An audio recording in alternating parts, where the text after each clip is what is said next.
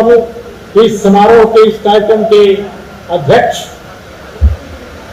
नीरज जी, महेंद्र जी, और मैं जिनको भी देख पा रहा हूँ, सभी मित्रगण जो मंच पर बैठे हैं, और आप सब लोग जो इस सम्मेलन कक्ष में मौजूद हैं।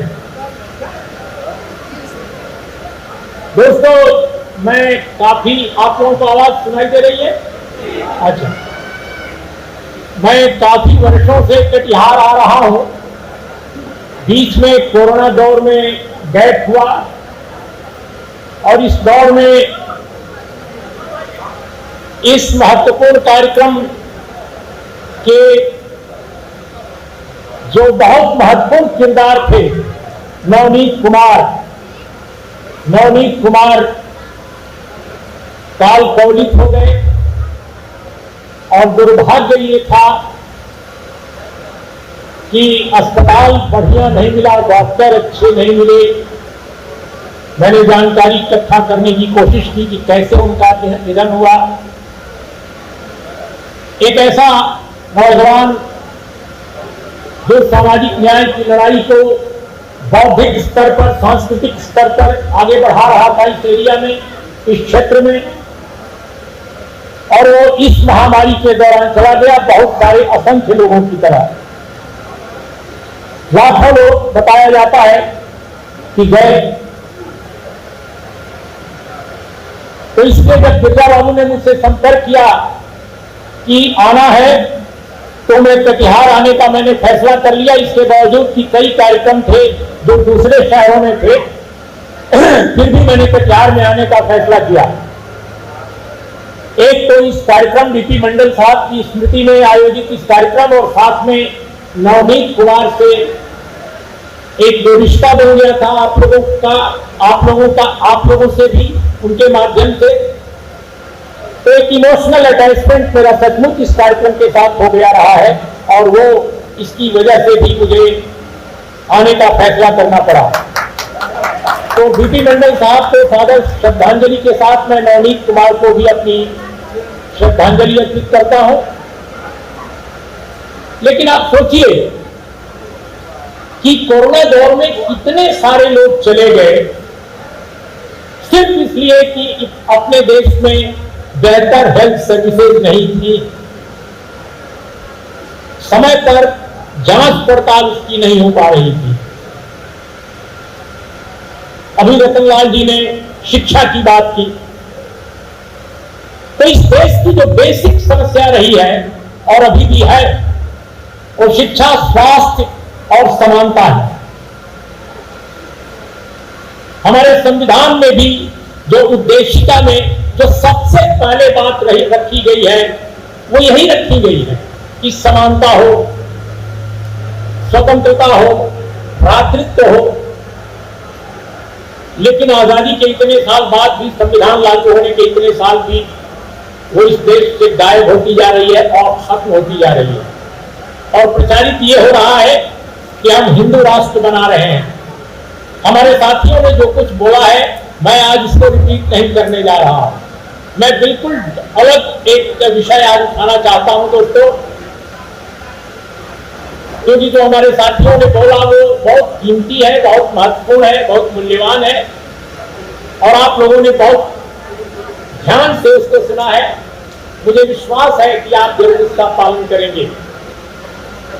आज जब रतनलाल जी बोल रहे थे अंग्रेजी में शिक्षा की बात, तो मुझे याद आया कि कुछ साल पहले मैं इसी हाल में बोल के गया था कि आप लोग अपने आमदनी के पैसे का एक हिस्सा अपने बच्चों के अंग्रेजी में शिक्षा पर खर्च कीजिए, अंग्रेजी में बच्चों को पढ़ाइए। और दूसरी बात मैंने कही थी कि पूरे सीमांचल में गांव-गांव, कस्बे-कस्बे स्टडी सर्किल नुमा ऑर्गेनाइजेशन बिल्ड कीजिए। ये भी मैंने कहा था, बिरला बाबू को याद होगा। मुझे पता नहीं कि स्टडी सर्किल या इस तरह का ग्रुप बनाकर कोशिश की गई कि नहीं, कस्बों में, गांव में अंग्रेजी स्कूलों को कितना खोला गया, शिक्षा के विस्तार में लोगों ने कितना कंट्रीब्यूट किया, और आप सबको अपने बच्चों के लिए क्या बेहतर अंग्रेजी स्कूल मिले या नहीं मिले मैं नहीं जानता, लेकिन ये बहुत महत्वपूर्ण बात है जो हमारे कुछ मित्रों ने आज कही है। दोस्तों, अब थोड़ी बात मंडल कमीशन के हवाले आज की राजनीतिक परिस्थितियों पर बोलकर मैं अपनी बात खत्म करूंगा।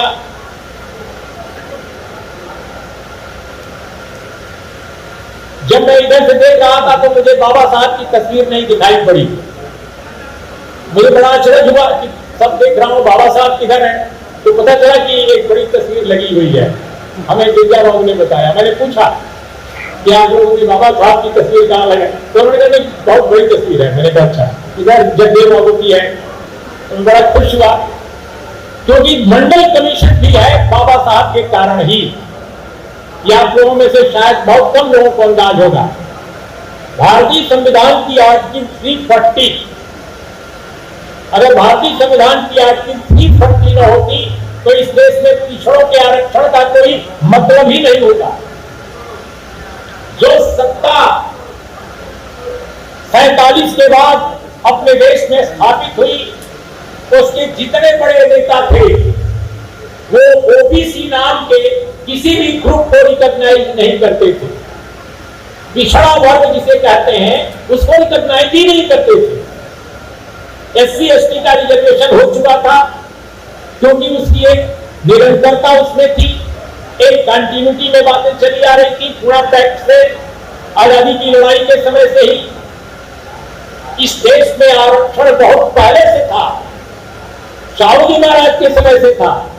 इसके बावजूद जब सत्ता स्थापित हुई कांग्रेस पार्टी की, जो आज बड़ी मासूम बनी हुई है इसलिए कि उसके पास सत्ता छिन गई है, वो कह रही है कि हम देश को फिर से ठीक बनाना चाहते हैं। बड़ी अच्छी बात है कि आपको सद्बुद्धि आई, लेकिन जब 47 में आपके पास सत्ता आई तो आपने उस पूरी ट्रेडिशन को भुला दिया और आर्टिकल 340 को भी बाद में संविधान लागू होने के बाद भुला दिया गया था। बाबा साहब ने बार बार उसको चिन्हित किया, उसको आइडेंटिफाई किया। और बाबा साहब ने जब नेहरू कैबिनेट से इस्तीफा दिया, नेहरू कैबिनेट से जब इस्तीफा दिया तो बहुत सारे लोगों को ये केवल मालूम रहता है कि उन्होंने हिंदू कोड बिल के कारण केवल इस्तीफा दिया। बिल्कुल नहीं, सिर्फ हिंदू कोड बिल नहीं था, 3 बड़े मुद्दे थे जिसकी वजह से बाबा साहब भीमराव अंबेडकर ने नेहरू कैबिनेट से इस्तीफा दिया था। पहला था हिंदू कोड बिल, दूसरा था भारत की विदेश नीति से गहरी असहमति और तीसरा मुद्दा था आर्टिकल 340 के हिसाब से, आर्टिकल 340 की रोशनी में जो पिछड़े वर्ग हैं उनके आइडेंटिफिकेशन और उनके लिए एफर्मेटिव एक्शन, सकारात्मक कार्रवाई शुरू करने का मसला। तो बाबा साहब के इन एफर्ट्स का दबाव पड़ा। हम सब जानते हैं कि कैसे टाटा कालेलकर आयोग बना और टाटा कालेलकर जो आयोग बना था वो कैसे उसने रायता फैलाया पूरे के पूरे एफर्मेटिव एक्शन के सारे एफर्ट्स को, वो सब भी आप जानते हैं। तो उसके बाद काफी वर्ष बाद मंडल कमीशन की बात सामने आई और आदरणीय बीपी मंडल साहब के नेतृत्व में, उनकी अध्यक्षता में ये आयोग गठित हुआ। तो मैं जानबूझकर आपको संक्षेप में उस हिस्ट्री की तरफ ले जा रहा था जिस हिस्ट्री का रिश्ता डॉक्टर बी.आर. अम्बेडकर से है और पिछड़ों के आरक्षण का भी है, उससे जुड़ा हुआ। लेकिन बहुत सारे लोग ये समझते हैं, और हमारे देश के बड़े नेता ही नहीं, आम लोग ही नहीं, बल्कि इस देश के एकेडमिशियन भी, इस देश के विद्वान भी, इस देश के संपादक भी, इस देश के पत्रकार भी, कि मंडल कमीशन सिर्फ आरक्षण का दस्तावेज है। जैसे ही आप नाम लेते हैं मंडल कमीशन, तो लोगों के दिमाग में एक तस्वीर उभरती है कि पिछड़ी जातियों के लिए नौकरियों में आरक्षण। अब यह भी गलत है।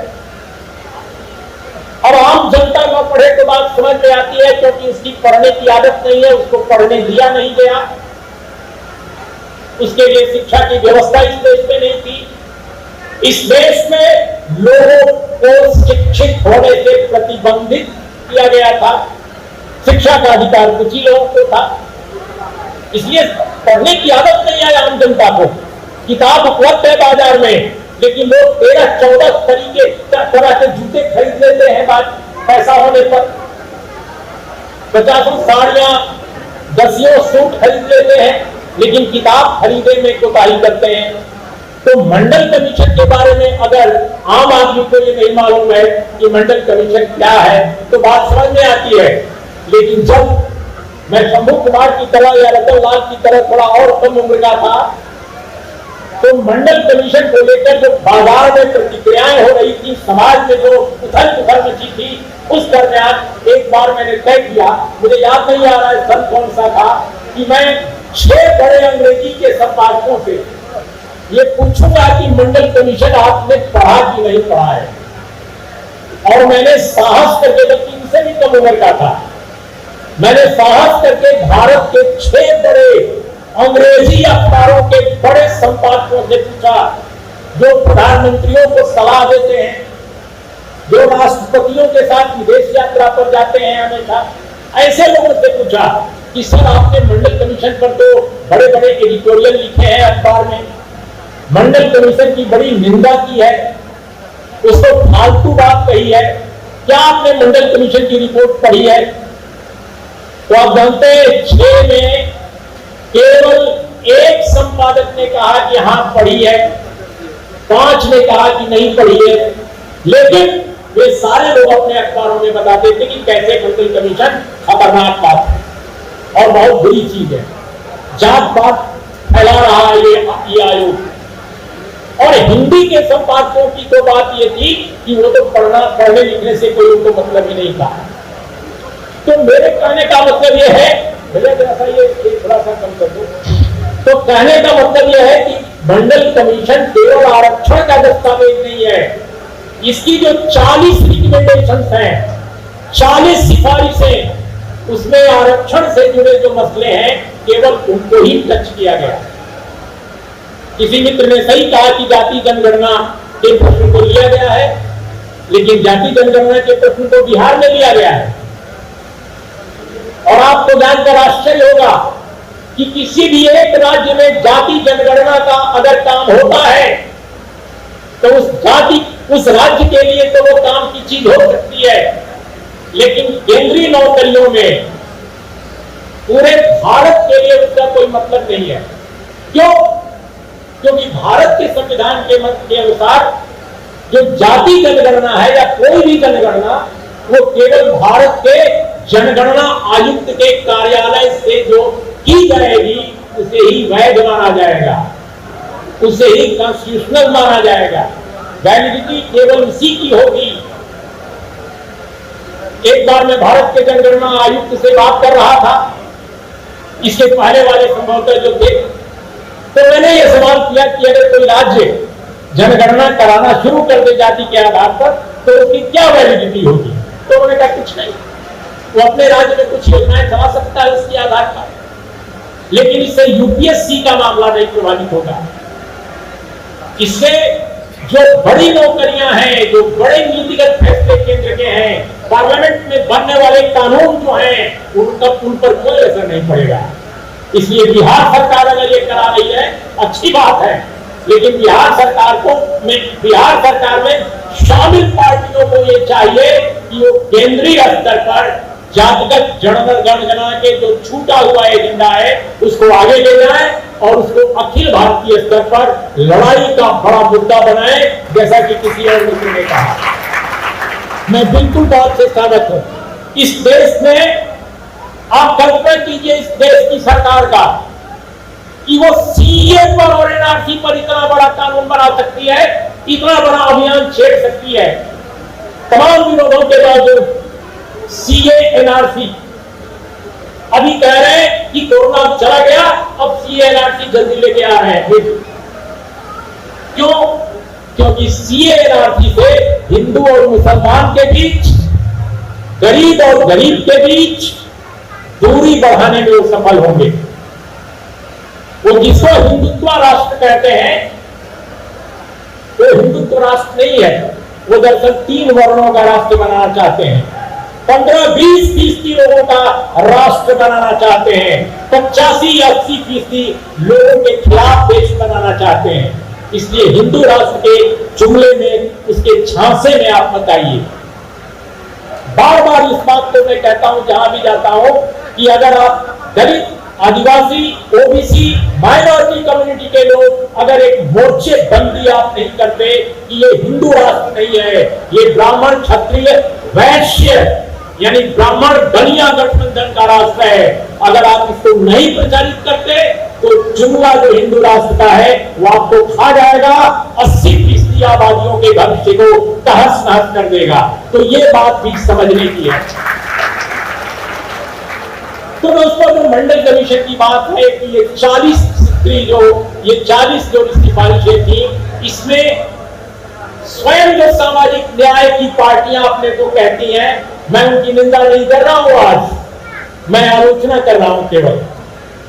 हालांकि वो निंदा के पात्र लोग हैं जो अपने को सामाजिक न्याय की पार्टियां कहते हैं, लेकिन मैं सिर्फ आलोचना कर रहा हूं और आगाह भी कर रहा हूं कि आपने अतीत में गलतियां इतनी की हैं कि आपकी गलतियों के कारण कांग्रेसियों की और सामाजिक न्याय की अपने को कहने वाली क्षेत्रीय पार्टियों की गलतियों के कारण ही भारत में भारतीय जनता पार्टी में नाम लेकर कहता हूं, मैं नाम लेकर कहता हूं कि भारतीय जनता पार्टी जैसी पार्टी का राज कायम हुआ है, जो इस देश को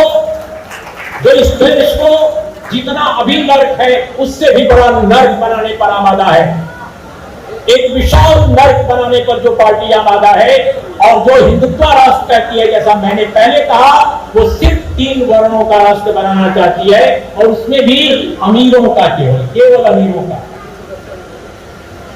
तो ये जो सत्ता में आए लोग हैं वो कांग्रेसियों की बेहूदगियों और दलित और पिछड़ों की सामाजिक न्यायवादी जो पार्टियां हैं उनकी कमजोरियों के कारण, उनकी मूर्खताओं के कारण, उनके पास दृष्टिहीनता जो है, जिसकी तरफ रतनलाल जी ने इशारा किया कि ये सारी चीजें करते हैं लेकिन इनके पास कोई दर्शन नहीं है, कोई विचार नहीं है, वरना ये फेलोशिप देते, इनके इलाके के लड़के, इनके समुदायों के लड़के देश विदेश जाकर पढ़ाई करते, शिक्षा पर ये जोर देते, लेकिन ये शिक्षा पर जोर नहीं दे रहे हैं, ये दूसरी सारी चीजों पर जोर दे रहे हैं। तो मेरा ये कहना है कि मंडल कमीशन की जो 40 सिफारिशें हैं उसमें जो और सिफारिशें हैं वो क्या हैं? दोस्तों, मंडल कमीशन ने इस देश में भूमि सुधार की बात की थी, भूमि सुधार की बात की थी। और अगर 32वां नंबर की सिफारिश आप देखिए, ढांचागत बदलाव यहां शुरू होता है। मंडल कमीशन में ढांचागत बदलाव नाम से एक सब सेक्टर है, एक उप शीर्षक से सारी की सारी सिफारिशें शुरू होती हैं। और अगर मैं भूल नहीं रहा हूं तो जो 32वें नंबर की सिफारिश है वहां से 37वें नंबर की सिफारिश तक सिर्फ और सिर्फ सामाजिक आर्थिक जो मसले हैं समाज के, उत्पीड़ित समाजों के, उनको उठाए गए हैं। और उसमें कहा गया है कि सामाजिक आर्थिक बदलाव के लिए, ढांचागत बदलाव के लिए सिर्फ केवल पिछड़ों के नहीं बल्कि संपूर्ण भारत के निर्माण के लिए।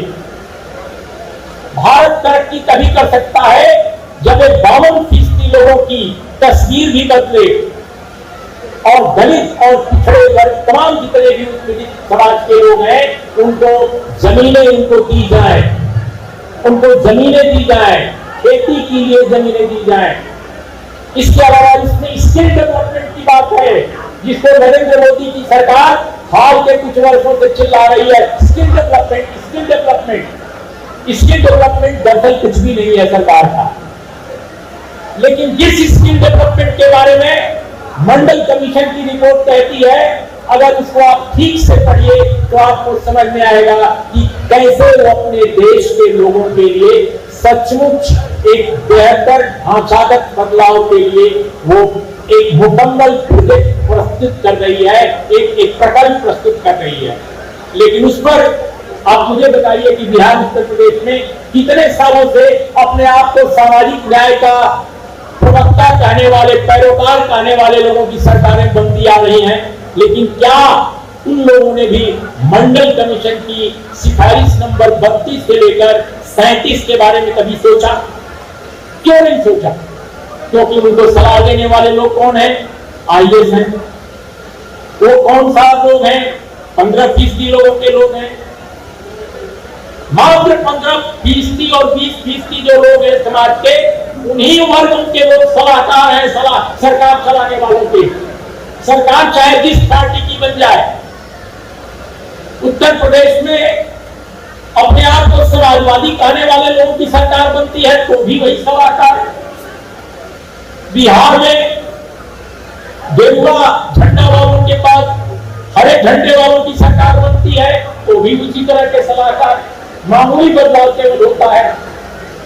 तो आपको मंडल कमीशन की रिपोर्ट 32 और 37 के बीच के सारे जो मसले हैं वो भी नहीं दिखाई देते।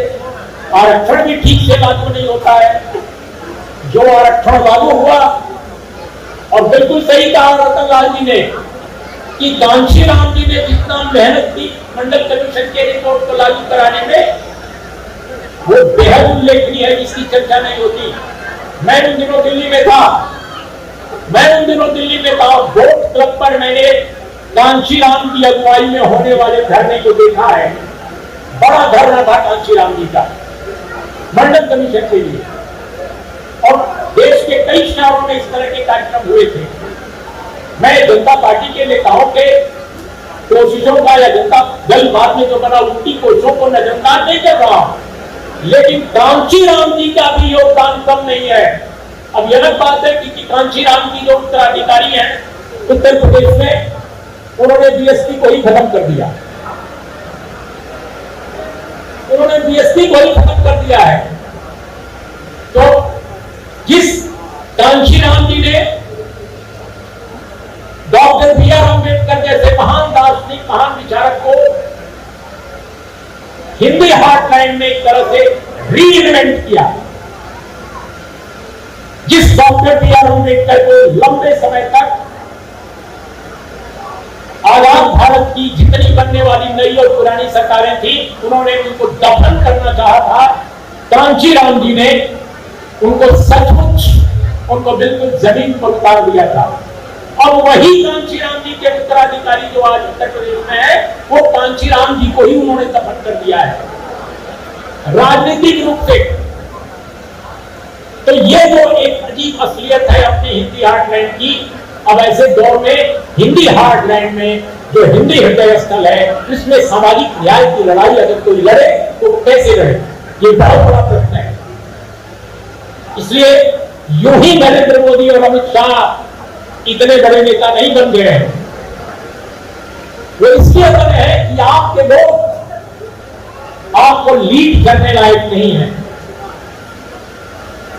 आपके लोगों को, आप लोगों को जो मौजूदा नेतृत्व है उससे बेहतर नेतृत्व चाहिए। उत्तर के मुकाबले दक्षिण में बेहतर नेता है। आप डीएमके के नेता एम.के. स्टालिन को देख लीजिए, आप केरल में पिनरई विजयन को देख लीजिए, वो दम लगाकर लड़ाइयां लड़ रहे हैं और कामयाब भी हो रहे हैं। लेकिन उत्तर भारत में ये कुछ हो ही नहीं रहा है। उत्तर प्रदेश 80 सीटों का राज्य है। लोकसभा की 80 सीटें उत्तर प्रदेश की हैं, लेकिन विपक्ष की दोनों पार्टियां, भारतीय जनता पार्टी की एक बाएं पॉकेट में रहती है, एक दाएं पॉकेट में रहती है। दोनों पार्टियां जेबी पार्टियां बन गई हैं विपक्ष की। तो दोस्तों, अगर उत्तर प्रदेश जैसे बड़े राज्य में सामाजिक न्याय की दारोमदार, पैरोकार, सूत्रधार करने वाली अगर दोनों पार्टियां भारतीय जनता पार्टी की मौजूदा सरकार से इस कदर डरें कि ये सरकार केंद्र की अगर दलितों और पिछड़ों के सारे अधिकारों को छीनने का कोई कदम बढ़ाती है तो एक बयान तक नहीं देती है, एक धरना तक नहीं देती है, एक प्रदर्शन तक नहीं देती है। केंद्र की मौजूदा सरकार ने जो एक बहुत बड़ा कुकर्म किया, वो था 10% reservation for EWS, economic weaker section, कौन भैया इकोनॉमिक वीकर सेक्शन है? Upper caste. अपर कास्ट के लोगों से, मुझे अपर कास्ट के लोगों से कोई नफरत नहीं है, मैं किसी से नफरत नहीं करता, क्योंकि मैं जानता हूं कि जो अपर कास्ट के लोग उत्पीड़ित समाजों से नफरत करते हैं, दरअसल उनको भी नफरत ने एक बदतर इंसान बना दिया है। मुझे तो उनको भी लिबरेट कराने की इच्छा है। मैं चाहता हूं कि इस देश में इतना बेहतर समाज बने, इतना बेहतर निजाम आए, इतनी बेहतर सरकार आए कि जिन लोगों के अंदर उत्पीड़ित समाजों के प्रति नफरत है, उनको भी इंसान बनाया जा सके। तो मैं 10% वालों को भी नफरत नहीं करता, लेकिन भारत के संविधान में दोस्तों कोई ऐसा प्रावधान नहीं है कि आप सामाजिक आर्थिक रूप से पिछड़े अपर कास्ट के लोगों को आरक्षण दें। आरक्षण सामाजिक और शैक्षिक रूप से पिछड़ों को ही केवल दिया जा सकता है, और ईडब्ल्यूएस इस कॉन्स्टिट्यूशनल जो प्रोविजन है उसको वायलेट करता है। लेकिन उत्तर प्रदेश की दोनों पार्टियां, वो कौन सी पार्टियां हैं आप समझ रहे हैं, उन्होंने इस मुद्दे पर भी कोई बड़ा एक्शन नहीं लिया, कोई बड़ा एक्शन नहीं लिया। किस बात से भाई? कि वो लोग हमें वोट नहीं देंगे। बताइए, अब वो चुनाव में भी खर्चा लेकर परशुराम जयंती बनाने जा रहा था या परशुराम का मंदिर बनाने जा रहा था, और अपने को कहता है समाजवादी। तो जब तक इतने मूर्ख किस्म के लोग समाजवाद का डंका बजाएंगे और इस देश के पिछड़े उसको अपना नेता मानेंगे, तो यकीनन पिछड़ों का बंटाधार होना तय है। इसलिए दोस्तों मेरा ये कहना है कि आज के दौर में अगर सचमुच अपनी मुक्ति चाहते हैं, तो आपको एक बेहतर नेतृत्व पैदा करना होगा, और वो नेतृत्व तभी पैदा होगा जब आपके बीच से पढ़े लिखे लोगों के हाथ में नेतृत्व आए। आपके बीच से अगर लंदन से पढ़कर लौटा हुआ कोई लड़का नेता बनेगा, राजनीति में जाएगा, जो काम अंबेडकर नहीं कर सके, क्योंकि अंबेडकर के समय आप जैसे लोग नहीं थे।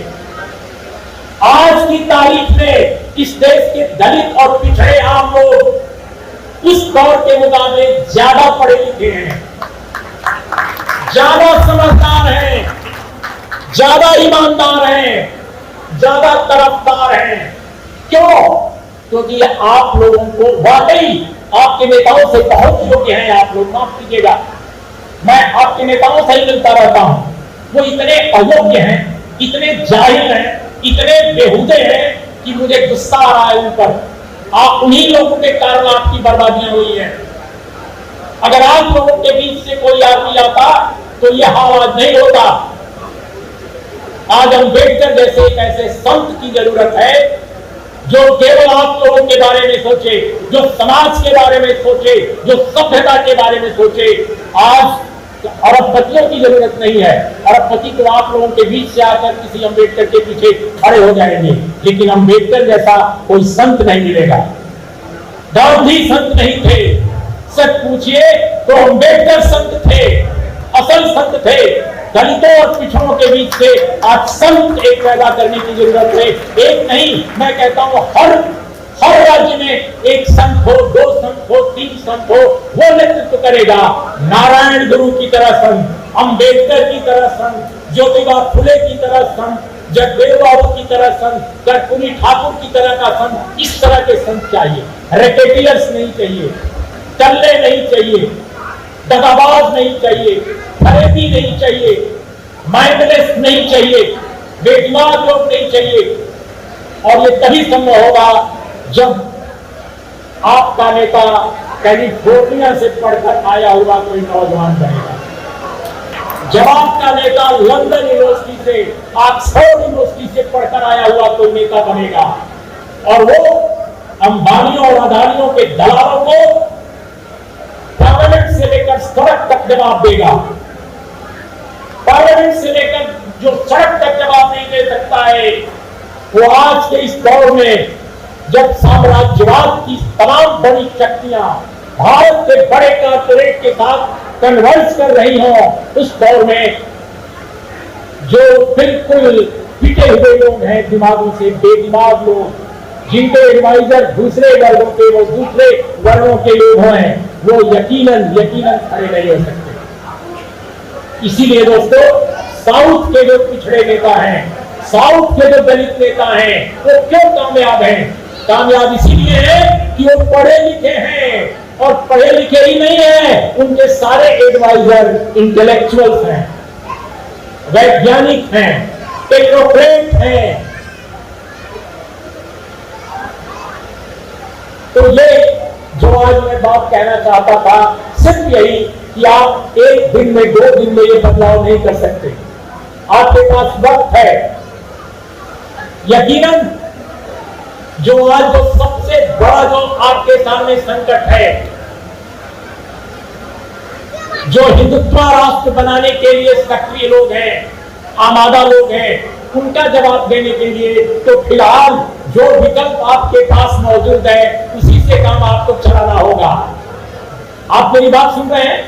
जो विकल्प मौजूद है, काम तो उन्हीं से चलाना पड़ेगा, लेकिन याद रखें कि वो आपके काम के लायक नहीं है। आपको उनसे बेहतर नेतृत्व की तलाश करनी होगी, और बेहतर नेतृत्व के निर्माण के लिए आपको कदम से कदम मिलाकर आगे बढ़ना होगा। और उसके लिए जरूरी है कि अपने बच्चों की शिक्षा पर काम करें, अपने विधायकों पर, अपने सांसदों पर, अपने मंत्रियों पर दबाव डालें कि वो हर प्रखंड में कम से कम दो अच्छे अंग्रेजी स्कूल शुरू करें, 2 अंग्रेजी स्कूल शुरू करें। कर्पूरी ठाकुर ने अंग्रेजी का जब विरोध किया था, वो अलग दौर था, वो दौर खत्म हो चुका है, अब वो काम अब लौटेगा नहीं। आज अंग्रेजी की जरूरत है। दलित वर्ग का लड़का, पिछड़े वर्ग का लड़का जब खर्राटे के साथ अंग्रेजी बोलेगा, तो वो कांग्रेस के जयराम रमेश हो, चाहे भारतीय जनता पार्टी के अदानी अंबानी के स्कूल से निकले हुए एडवाइजर्स हो, उनके सामने वो कड़ा मुकाबला कर सकेगा। तो आप अपने बच्चों की शिक्षा के लिए अंग्रेजी स्कूल खुलवाइए, और साथ में हर प्रखंड में 2 सरकारी कैडर अस्पतालों की व्यवस्था करवाइए। कोई गांव न बचे जहां प्राथमिक स्वास्थ्य केंद्र न हो, कोई ऐसा गांव न बचे। केरल में आप जाकर देखिए, तमिलनाडु में जाकर देखिए, हर गांव के पास सरकारी अस्पताल है, लेकिन आपके यहां नहीं है, और अगर है तो काम नहीं करता। इसलिए मैं और नहीं बोलना चाहता। आप लोग मिठाई भी खाइए, चाय भी पीजिए। इन शब्दों के साथ दोस्तों बहुत बहुत धन्यवाद, शुक्रिया, नमस्कार।